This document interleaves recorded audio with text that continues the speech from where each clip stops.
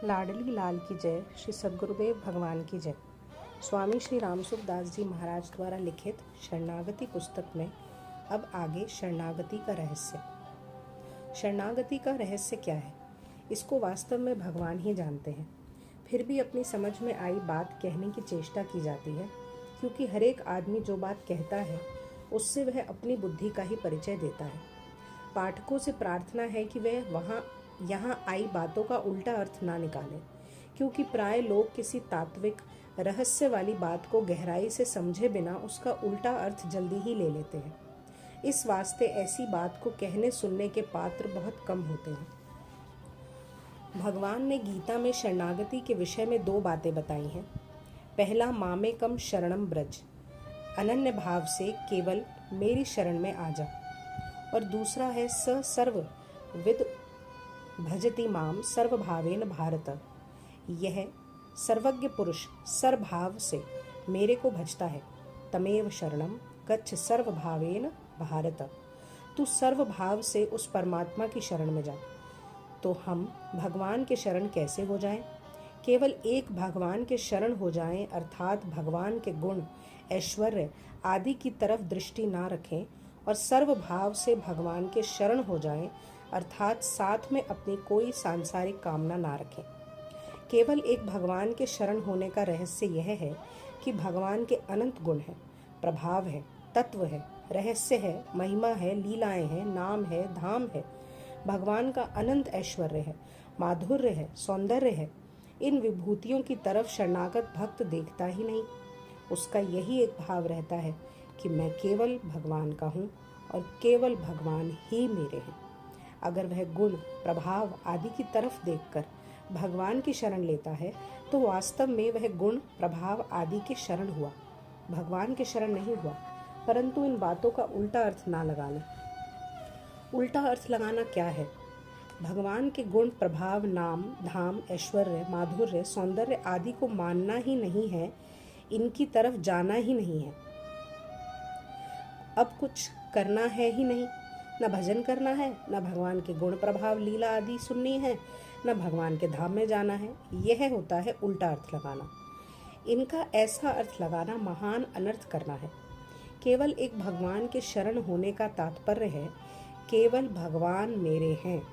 अब वह ऐश्वर्य संपन्न है तो बड़ी अच्छी बात, और कुछ भी ऐश्वर्य नहीं है तो भी बड़ी अच्छी बात। वे बड़े दयालु हैं तो बड़ी अच्छी बात, और बड़े निष्ठुर, कठोर हैं कि उनके समान दुनिया में कोई कठोर है ही नहीं तो भी बड़ी अच्छी बात। उनका बड़ा भारी प्रभाव है तो बड़ी अच्छी बात, और उनमें कोई प्रभाव नहीं है तो और भी बड़ी अच्छी बात। शरणागत में इन बातों की कोई परवाह नहीं होती। उसका तो एक ही भाव रहता है कि भगवान जैसे भी हैं हमारे हैं। मेरे प्रियतम श्री कृष्ण असुंदर हो या सुंदर शिरोमणि हो, गुणहीन हो या गुणियों में श्रेष्ठ हो, मेरे प्रति द्वेष रखते हो या करुणा सिंधु रूप से कृपा करते हो, वे चाहे जैसे हों, मेरे तो वे ही एकमात्र गति हैं। वे चाहे मुझे हृदय से लगा लें या चरणों में लिपटे हुए मुझे पैरों तले रौंद डालें, अथवा दर्शन ना देकर मर्म आहत ही करें, वे परम स्वतंत्र श्री कृष्ण जैसे चाहे वैसे करें। मैं तो वे ही मेरे प्राणनाथ हैं और दूसरा कोई नहीं। भगवान की इन बातों की परवाह ना होने से भगवान का ऐश्वर्य, माधुर्य, सौंदर्य, गुण, प्रभाव आदि चले जाएंगे, ऐसी बात नहीं है।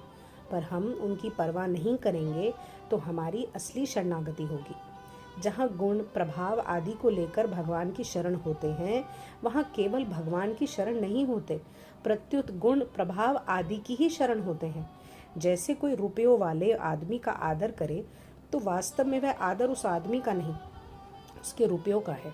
किसी मिनिस्टर का कितना ही आदर किया जाए तो वह आदर उसका नहीं, मिनिस्ट्री के पद का है। किसी बलवान व्यक्ति का आदर किया जाए तो वह उसका बल का आदर है, उसका खुद का आदर नहीं। परंतु अगर कोई केवल व्यक्ति धनी आदि का आदर करे तो इससे धनी का धन या मिनिस्टर की मिनिस्ट्री चली जाएगी, यह बात नहीं है, वह तो रहेगी।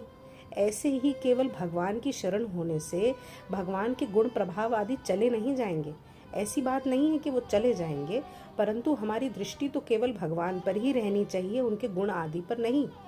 सप्त ऋषियों ने जब पार्वती जी के सामने शिव जी के अनेक अवगुणों का और विष्णु के अनेक सद्गुणों का वर्णन करते हुए उन्हें शिव जी का त्याग करने के लिए कहा, तो पार्वती जी ने उन्हें यह उत्तर दिया कि महादेव अवगुण भवन, विष्णु सकल गुण धाम, जेहि कर मनोरम जाहि, सन ते ही सन काम।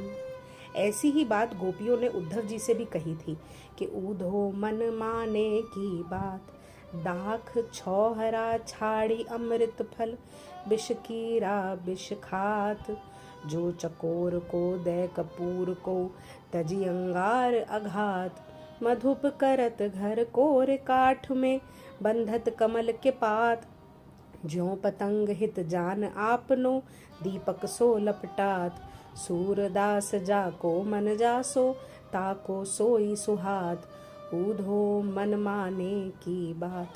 भगवान के प्रभाव आदि की तरफ देखने वाले को, उससे प्रेम करने वाले को मुक्ति, ऐश्वर्य आदि तो मिल जाएगा, पर भगवान नहीं मिल सकते। भगवान के प्रभाव की तरफ ना देखने वाला भगवत प्रेमी भक्त ही भगवान को पा सकता है। इतना ही नहीं, वह प्रेमी भक्त भगवान को बांध सकता है, उनकी भी बिक्री करा सकता है। भगवान देखते हैं कि वह मेरे से प्रेम करता है, मेरे प्रभाव की तरफ देखता तक नहीं, तो भगवान के मन में उसका बड़ा आदर होता है। प्रभाव की तरफ देखना यह सिद्ध करता है कि हमारे में कुछ पाने की कामना है, हमारे मन में उस कामना वाले पदार्थ का आदर है। जब तक हमारे में कामना है तब तक हम प्रभाव को देखते हैं। अगर हमारे मन में कोई कामना ना रहे तो भगवान के प्रभाव, ऐश्वर्य की तरफ हमारी दृष्टि नहीं जाएगी, केवल भगवान की तरफ दृष्टि होगी। तो हम भगवान के शरण हो जाएंगे, भगवान के अपने हो जाएंगे। विचार करें, पूतना राक्षसी जहर लगाकर स्तन में मुख देती है, उसको भगवान ने माता की गति दे दी, जसुमती की गति पाई। श्रीमद् भागवत में भी आया है कि अहो, इस पापनी पूतना ने जिसे मार डालने की इच्छा से अपने स्तनों पर लगाया हुआ कालकूट विष पिलाकर भी वह गति प्राप्त की जो धात्री को मिलनी चाहिए। उसके अलावा और कौन दयालु है जिसकी शरण में मैं जाऊं। जो मुक्ति यशोदा मैया को मिले वह मुक्ति पूतना को मिल गई। जो मुख में जहर देती है उसे तो भगवान ने मुक्ति दे दी। अब जो रोजाना दूध पिलाती है उस मैया को भगवान क्या दे। तो अनंत जीवों को मुक्ति देने वाले भगवान मैया के अधीन हो गए, उन्हें अपने आप को ही दे दिया। मैया के इतने वशीभूत हो गए कि मैया छड़ी दिखाती है तो वे डरकर रोने लगते हैं, कारण कि मैया की भगवान के प्रभाव, ऐश्वर्य की तरफ दृष्टि ही नहीं है। इस प्रकार जो भगवान से मुक्ति चाहते हैं उन्हें भगवान मुक्ति दे देते हैं, पर जो कुछ भी नहीं चाहता उसे भगवान अपने आप को ही दे देते हैं। श्री राधा श्री राधा श्री राधा।